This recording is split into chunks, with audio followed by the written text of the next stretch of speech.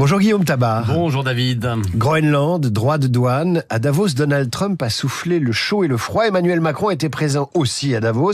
Que peut-il faire face au président américain ? On voit bien qu'Emmanuel Macron essaye de tenir un bras de fer avec Trump et pour cela, il essaye de mobiliser l'Europe. Alors, avec le président américain, on l'a vu, le chef de l'État a tout tenté. Le charme, le face-à-face viril, la fermeté. Bon, disons qu'il essaye de gérer un homme ingérable. Et il le fait en hiérarchisant les priorités. Ce à quoi il tient par-dessus tout, c'est est-ce que les États-Unis ne lâchent pas totalement sur l'Ukraine. Et on a bien vu, c'est pour ça qu'il évite de le braquer sur d'autres sujets, comme en témoigne sa réaction étonnante sur le Venezuela.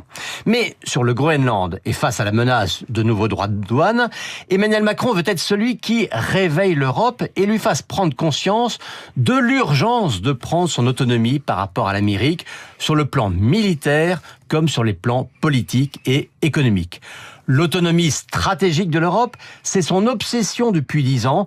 Eh bien, disons que la nature totalement imprévisible de Trump valide son intuition. Alors concrètement, comment la France peut-elle permettre ce sursaut européen face aux Américains ? L'Europe puissance, c'était une intuition, c'est maintenant une obligation. Et ce n'est pas gagné, tant chaque État raisonne par rapport à ses propres intérêts économiques et commerciaux.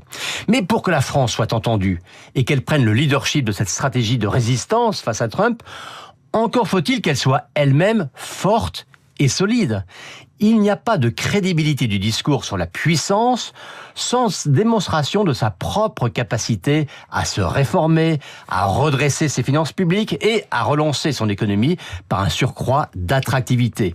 Or, ne tournons pas autour du pot. La France, qui est en ce moment la France de Macron, est devenue le maillon faible de l'Europe, attachée à sa retraite à 62 ans et à son modèle social totalement enquisté. C'est ça, aujourd'hui, la limite du président français. Et dans sa bataille pour une Europe puissance, Emmanuel Macron peut-il avoir l'opinion française avec lui ? L'opinion française, en tout cas, elle mesure le péril et elle a bien compris que la sphère internationale et la sphère nationale n'étaient plus étrangères l'une à l'autre. Un sondage est là, pour BFM hier soir, montre que 80% des Français redoutent une invasion du Groenland par les États-Unis de Trump et une extension de la guerre de Poutine à d'autres pays que l'Ukraine. Et parmi les responsables politiques, vous noterez que personne ne conteste le principe d'un effort de défense accru. Vous noterez aussi que plus personne, ni LFI, ni ORN, n'ose plus afficher la moindre indulgence envers Vladimir Poutine et que tout le monde, même ORN, prend le plus de distance possible avec Donald Trump.